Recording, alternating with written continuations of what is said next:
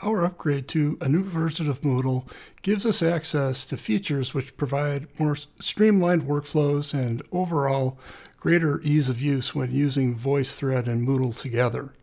I'm going to walk you through some of these new workflows right now and show you how adopting them is going to make it easier for you and your students.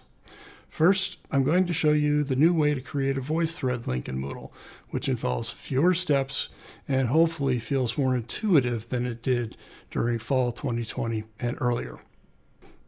In the upgraded version of Moodle, it involves only one step to create a VoiceThread link. So I'm going to demonstrate by adding the link to an individual VoiceThread. To do that, I'm going to go to the Add an Activity or Resource. You'll notice that the interface is a little bit different now in the new version of Moodle. I'm going to go down, click on VoiceThread. I'm going to click on Expand All. And here's a tip that can be very helpful. This isn't going to be something that I add as a graded activity, and I'm going to deselect the Accept Grades from the tool. And what's helpful about this is that it will not add a column to the gradebook if I do this.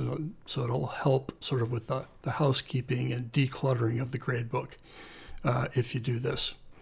But now what I'm going to do, though, is give it a name.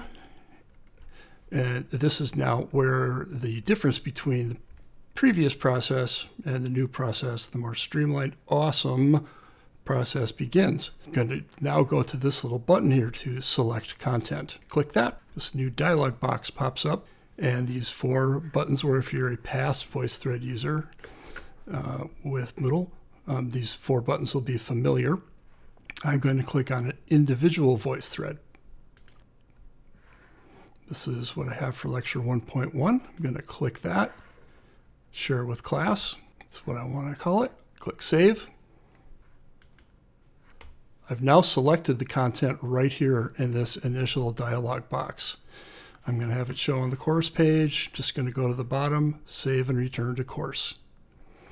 So now everything's all done. It's all configured. The link is created. And so when I click on it, it'll open a new tab and go directly to that VoiceThread. Okay. So that was the new process for adding a link to a VoiceThread in the new version of Moodle. It's more streamlined. It only involves one step, one interface that you have to go to create it. And hopefully it will make it easier and more intuitive for you to do this.